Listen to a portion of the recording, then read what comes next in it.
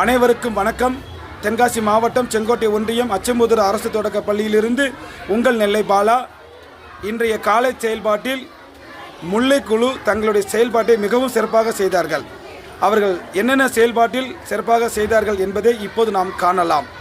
திருக்குறள் எப்பொருள் யார் யார் வாய் கேட்பினும் அப்பொருள் மெய்ப்பொருள் காண்பது அறிவு. பொருள் எப்பொருளை யார் யார் சொல்ல கேட்டாலும் அப்பொருளின் மெய்யான பொருளை காண்பதே அறிவாகும்.